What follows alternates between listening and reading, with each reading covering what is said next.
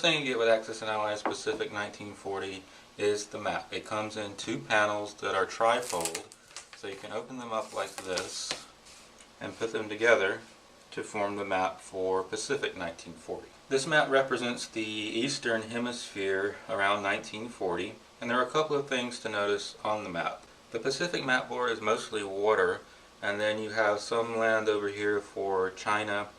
The United Kingdom is mostly right here, and then you have Russia up at the top part. They actually don't come into play in Pacific game only. You have Japan here, Anzac is down at the bottom, then you have the western United States on the far right side of the map board. So the first thing to note is that the land territories are separated by these borders, and the color of the borders represent the power that controls them at the beginning of the game. Each power will have their own color. Then you have these sea zones, which are also separated by a border. And you'll also notice that some sea zones have islands.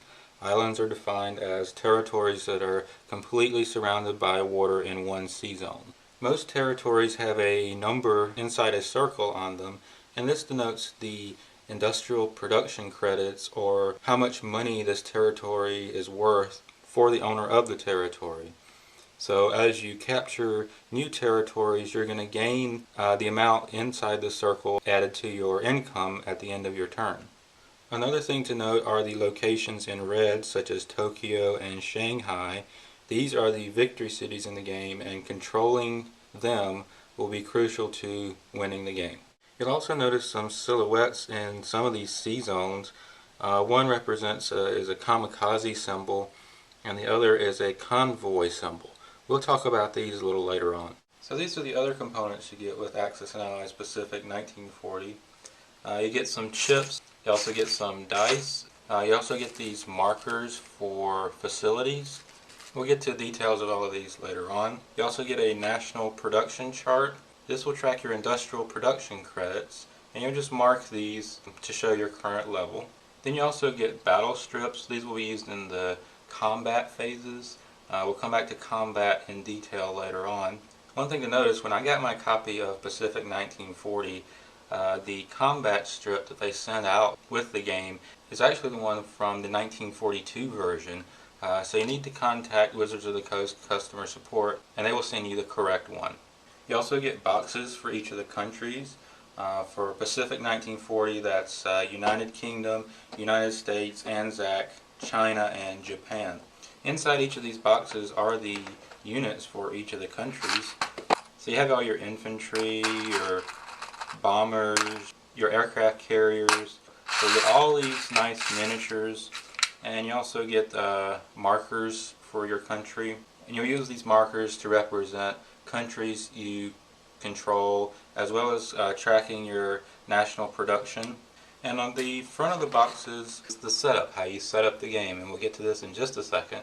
But it basically lists the territories on the map board and which units and how many of them you put in those spaces to set the game up initially. Also, your starting IPC value is on the front of the box. The one thing to note about the national production chart, as well as the battle strips, is that they're on very thin cardstock, so be careful with them. You also get a rule book with Pacific 1940. The rule book is pretty well done, going through the political situation, the flow of play. It also gives you a unit profiles reference at the end of the rule book, which is pretty nice. But the bad thing about the rule book is that there are a lot of ambiguities and contradictions in the Pacific 1940 rule book. It's pretty badly done in my opinion. So I highly recommend, if you get the Pacific, to go online, make sure you download the Pacific 1940 FAQ, which addresses a lot of these ambiguities and contradictions and clears things up for the Pacific game. So this is what you get in the game of Pacific 1940. So what do you get with Europe 1940? You get two panels for the map board. Again, they're trifold, so you can just unfold them like this to create a map of the Western Hemisphere in 1940. Everything I talked before, the Pacific map holds true about the territories, the sea zones, the numbers on the territories, and you also have the convoy silhouettes on some of the sea zones around the board. The other components for Europe 1940 are very similar to Pacific 1940. You have the counters for all of the facilities. You have the gray chips, the red chips, the red and the black dice. You also get with Europe a bigger national production and a research and development chart. This is a chart used to track your income, and it also has a research and development chart that you'll use in the global game when you combine the two games. You also get a combat strip and a casualty strip. The combat strip is better in the Europe version. It has the silhouettes of the units on it, and also the national production chart and the combat strip are on thicker cardstock.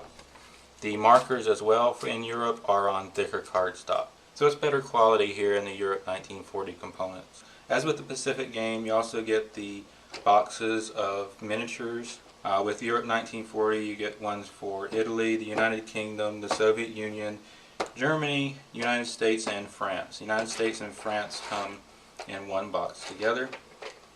As before, on the front you have the territories and the starting setup, showing you how many units and which type to put in which territories. And inside the box you get all the various miniatures. Also with Europe 1940 you get the rule book. The rule book is much better done than in Pacific 1940. Again, goes through the same flow of play rules. You get a nice unit profiles reference in the back. Then you get a section in the back for the global rules, which are the specific rules when you combine the two games together, which is very nice.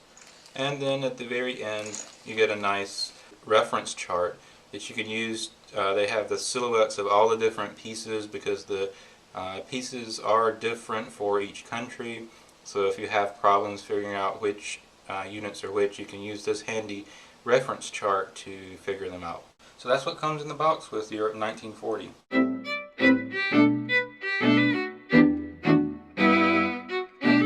So I'm going to take Germany as an example for game setup. So as Germany, you take your box and you look on the front of it, and it'll show you all the territories and the units and number of units to put in each territory. So for example, if I look at Greater Southern Germany, it says to put 6 infantry, 1 artillery, and 2 tanks there. So I go into my box and grab an infantry. So I look on the map and I find Greater Southern Germany. That's this territory right here.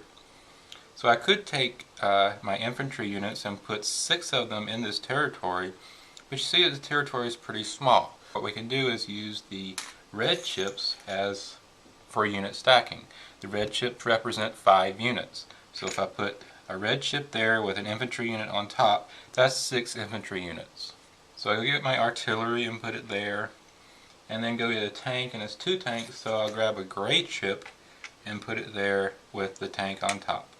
So that's 6 infantry, an artillery, and 2 tanks in Greater Southern Germany. So I just continue looking on my box top here and just fill in all the territories with what it tells me to do. When you get to one such as Germany, where it says anti-aircraft gun or minor industrial complex, these are the facilities. So for anti-aircraft gun, the minor industrial complex, the major industrial complex, the naval base, and the air bases, you're going to use the small chips to represent those. So in Germany I would place a minor industrial complex in the Germany territory. The minor ones are the ones with the number 3 on them, the major ones have a 10 on them, and then the anti-aircraft gun. So here's what Germany looks like with all the units set up in all of the territories that the front of the box told me to. The other thing on the front of the box was set up is your starting IPCs. Germany starts with 30 IPCs. But wait a minute, I said this was the money in the game. In the components overview, we didn't have any money.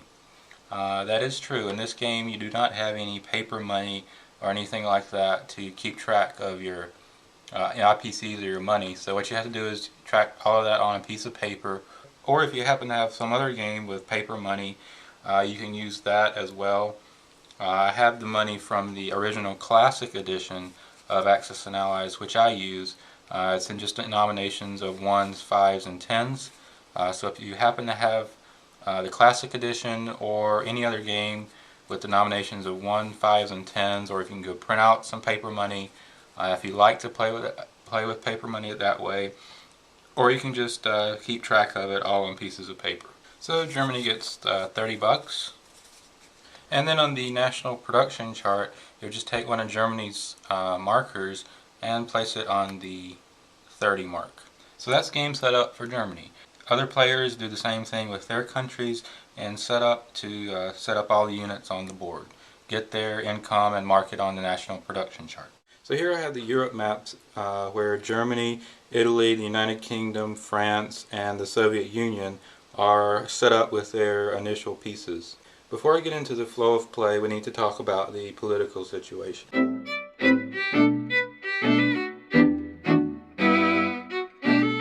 At the beginning of the game, Germany is at war with France and the United Kingdom. Germany is not at war with the Soviet Union or the United States. However, Germany can declare war on either one at the beginning of the combat move phase of any of its turns, and declaring war on one or the other will not affect relations with the other.